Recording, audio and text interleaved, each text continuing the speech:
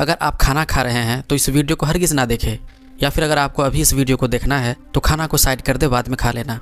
दोस्तों, अगर आज तक आपने रोड साइड फास्ट फूड या बाहर की किसी भी चीज़ को खाने से पहले एक बार भी नहीं सोचा तो एक बार यह वीडियो पूरा ज़रूर देखें। यकीन मानिए, आज इस वीडियो को देखने के बाद आप भी बाहर के किसी सामान को खाने से पहले एक बार नहीं बल्कि कई बार सोचेंगे और किसी भी चीज़ को खाने से पहले एक बार उसकी जांच ज़रूर करेंगे। ज़रा सोचिए, अगर किसी वेजिटेरियन व्यक्ति को किसी ने धोखे से नॉनवेज खिला दिया हो और जब उसे पता चले तो क्या होगा। यहाँ तक तो फिर भी ठीक है, लेकिन तब क्या होगा जब किसी भी व्यक्ति को फास्ट फूड में इंसानी मांस मिलाकर खिला दिया जाए। जी हाँ, आप बिल्कुल ठीक सुन रहे हैं। ऐसे ही एक घटना हुई थी अमेरिका के एक शहर मैरीलैंड में। तो चलिए जानते हैं कि आखिरकार हुआ क्या था। दरअसल 2 मार्च 1933 को अमेरिका के मैरीलैंड में जॉन मैथनी नाम का एक राक्षस का जन्म हुआ। मैंने इसे इंसान नहीं बल्कि राक्षस क्यों कहा, यह आगे आपको पता चल जाएगा। मैथनी देखने में भी एक दानव के जैसा ही भारी भरकम था, जिसकी हाइट लगभग 6.5 फीट थी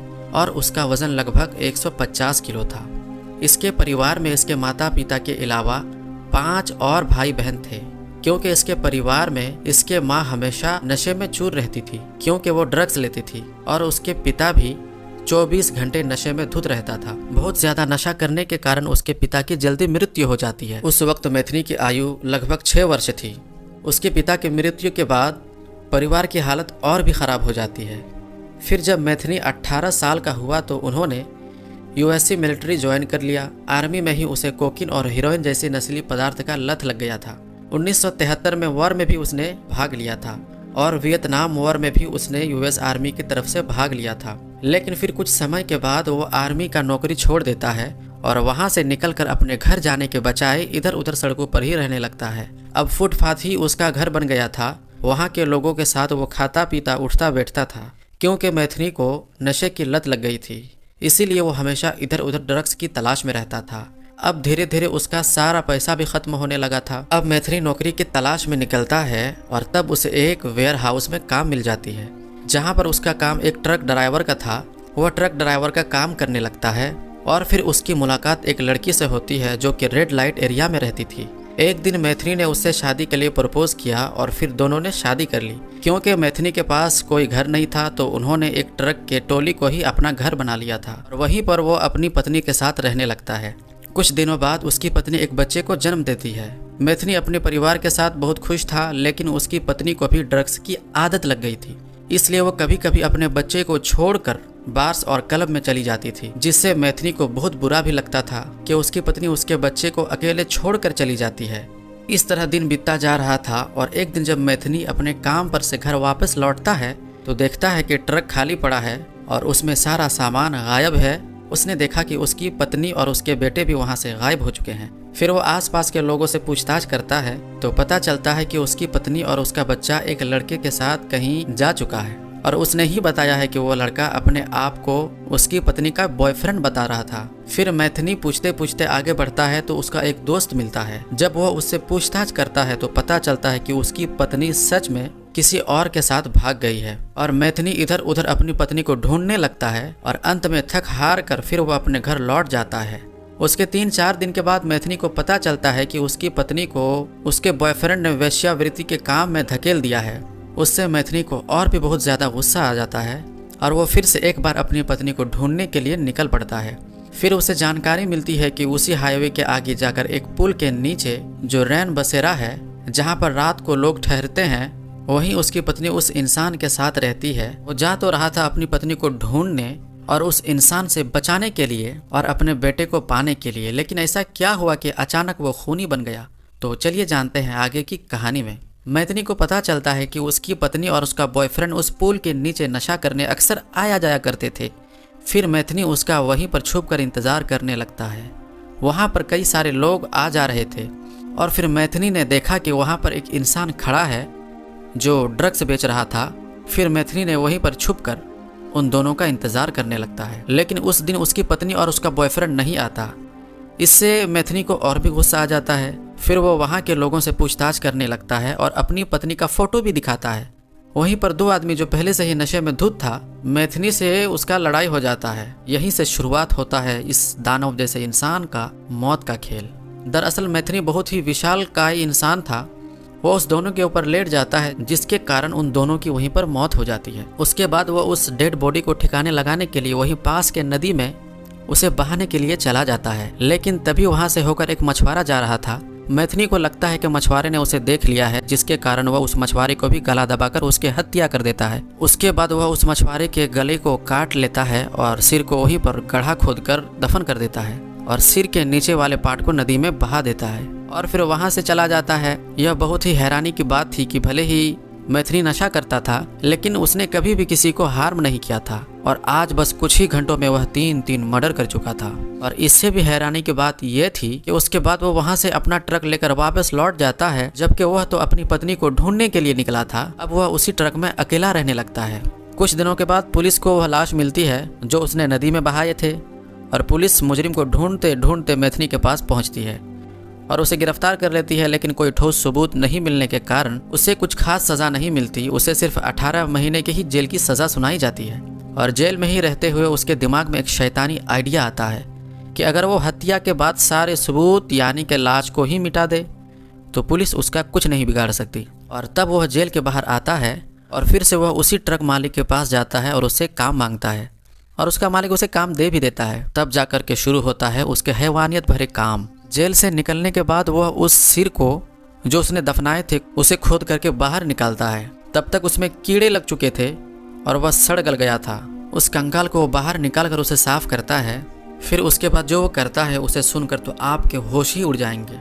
वह उस कंकाल को चूर कर उसे खा जाता है। यह बात उन्होंने बाद में पुलिस के सामने खुद कबूल किए थे और उसने ये भी कहा था कि इंसान जीते जी पता नहीं कैसा होता है, लेकिन मरने के बाद बहुत ही टेस्टी होता है। और फिर उसके दिमाग में एक खुराफाती आइडिया आता है कि क्यों ना वो उस लाशों का कुछ इस तरह से इस्तेमाल करें जिससे वो पैसा भी कमा सके और सबूत भी मिट जाए। और फिर उसने एक डीप फ्रीजर खरीदा ताकि उसमें वह लाश के बॉडी पार्ट को स्टोर कर सके और अपने ट्रक की टोली को एक फास्ट फूड शॉप में बदल देता है। तब वह दिन में ट्रक चलाता और शाम को वह बर्गर सैंडविच बेचने लगता। और अब जो बातें मैं आपको बताने जा रहा हूँ उसे सुनकर आपके रोंगटे खड़े हो जाएंगे, क्योंकि जो बर्गर वो बेचने वाला था वो कोई आम बर्गर नहीं था, बल्कि ह्यूमन मीट से बना हुआ बर्गर था। अब वह जब भी किसी की हत्या करता तो उसके कुछ बॉडी पार्ट्स को काट कर फ्रिज में रख देता और उसी की मीट का इस्तेमाल वह बर्गर की टिक्की के रूप में करता था। वह सिर्फ और सिर्फ महिलाओं को ही अपना शिकार बनाता था, क्योंकि उसे महिलाओं से नफरत हो गई थी। कुछ ही दिनों में उसका बर्गर फेमस हो गया, क्योंकि लोगों को उसका टेस्ट अलग लगने के कारण बहुत पसंद आने लगा था। लेकिन उन्हें कहाँ पता था कि ये अलग टेस्ट के पीछे क्या राज है। जब कई लोगों ने उनसे पूछा तो उसने बताया कि वो पोर्क इस्तेमाल करता है, क्योंकि मैथिली के अनुसार पोर्क और ह्यूमन मीट में ज़्यादा फर्क नहीं होता है। मैथिली अक्सर उसी महिला को अपना शिकार बनाता था जो रेड लाइट एरिया में रहती थी। वह उसे पैसों का लालच देता और फिर उसे नशे में धूत कर पहले उसका रेप करता और बाद में उसकी हत्या कर देता और फिर उसकी बॉडी के टुकड़े टुकड़े करके फ्रिज में रख देता था और उसका बर्गर में इस्तेमाल करता। इसी तरह उसने अब तक कई महिलाओं को अपना शिकार बना चुका था।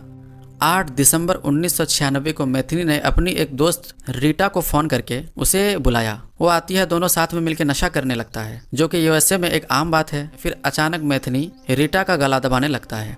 अचानक से रीटा को वहीं पर एक हथौड़ा दिखता है, क्योंकि ऐसा हथियार मैथिली हमेशा अपने ट्रक में रखता था। रीटा हथौड़े से मैथिली के सिर पर वार करती है और किसी तरह वो अपना जान बचाकर वहां से भागने में कामयाब हो जाती है। तब जाकर के वो सीधा पुलिस के पास पहुंचती है और सारी बात पुलिस को बताती है। और फाइनली 15 दिसंबर 1996 को पुलिस मैथिली को गिरफ्तार करती है, जब वो एक लाश में से उसका मांस अलग कर रहा था। साथ ही पुलिस उस वेयर हाउस के मालिक को भी गिरफ्तार करती है, क्योंकि उसका मालिक मैथिली के उस कारनामे को जानता था। उन्होंने बताया कि वो मैथिली को इसलिए बचा रहा था ताकि उसके बिजनेस पर कोई आंच न आए। पुलिस मैथिली से पूछताछ करती है तो वो कबूल करता है कि उन्होंने अब तक 10 मर्डर किए हैं, जिसमें से वो कुछ के मांस निकालकर बर्गर बनाकर लोगों को खिलाता था। बाद में हेल्थ डिपार्टमेंट ने इस बात की पुष्टि की कि मैथिली सही बोल रहा है। उन्होंने बर्गर में ह्यूमन मीट का यूज किया है और ना जाने कितने लोगों को खिलाया है। इसके बाद मैथिली पर मुकदमा चलता है और हमेशा की तरह जो वकील का काम होता है कि झूठ को सच और सच को झूठ बनाना, अपना काम करने लगता है। इस केस में मैथिली के वकील का कहना था कि मैथिली ने कोई मर्डर नहीं किया, बल्कि ड्रग्स का अधिक सेवन करने की वजह से इसकी मानसिक स्थिति ठीक नहीं है। यह तो पागल व्यक्ति है जिसकी पत्नी उसे छोड़कर भाग गई है। लेकिन वही मैथिली कोर्ट में अपना सारा गुनाह कबूल करता है और वह बड़ी बेखौफ होकर बताता है कि उन्होंने जितने भी मर्डर किए हैं उसका उसे कोई पछतावा नहीं है। सिर्फ उसे पछतावा है कि उन्होंने शुरुआत में जो 2 व्यक्ति और एक मछुआरा का खून कर दिया था उसके लिए उसे बुरा लग रहा था। बाकी उन्होंने जितने भी महिलाओं का खून किया था उसके लिए उसे कोई भी पछतावा नहीं था, क्योंकि हर औरत में उसे उसकी बेवफा पत्नी नजर आती थी। अंत तक कोर्ट अपना फैसला सुनाती है जिसमें मैथिली को 66 वर्ष की कैद की सज़ा सुनाई जाती है। लेकिन मैथिली ने कोर्ट से अपील किया कि उसे मृत्यु से कम सज़ा नहीं सुनाया जाए। मैथिली ने कहा कि अगर आप मुझे जेल के अंदर रखें तो कहीं ऐसा ना हो कि वहाँ पर मैं किसी का मर्डर कर दूँ। फिर भी जज ने उसे 66 साल की सज़ा सुनाई। फिर 1998 में कोर्ट ने अपना फैसला बदलकर फांसी की सज़ा सुनाई। लेकिन कोर्ट का भी अपना अलग ही खेल चल रहा था और 2000 ईस्वी में फिर से उसकी मौत की सज़ा को घटाकर उम्र कैद की सज़ा सुना दी। लेकिन लोगों ने इसका विरोध किया और कहा इसे मौत से कम सज़ा नहीं मिलनी चाहिए, क्योंकि इसने जो किया है वो पूरे मानव जाति को शर्मसार करती है और इसे जीने का कोई अधिकार नहीं है। यह सब होते होते सन 2017 में मैरीलैंड के ही एक जेल में उसकी मृत्यु हो जाती है। तब उसकी उम्र 62 वर्ष थी। पोस्टमार्टम में पता चलता है कि बहुत ज़्यादा नशा करने के कारण उसका शरीर अंदर से खोखला हो गया था, जिसके कारण ही उसकी मृत्यु हो गई और इस तरह अंत हुआ इस राक्षस का। अब अंत में आपके दिमाग में एक बात खटक रही होगी कि इतना सब कुछ हो गया, लेकिन उसकी पत्नी और उसका बेटे का क्या हुआ? वो लोग मिले या नहीं मिले? तो इसका जवाब है नहीं। दरअसल उसकी पत्नी उस शहर को छोड़ चुकी थी और वो अपना पहचान बदलकर दूसरे शहर में रहने लगी थी, जो कभी भी मैथिली से मिलने नहीं आई। आज के लिए बस इतना ही। वीडियो आपको अच्छी लगी हो लाइक करके हमारे चैनल को ज़रूर सब्सक्राइब करें।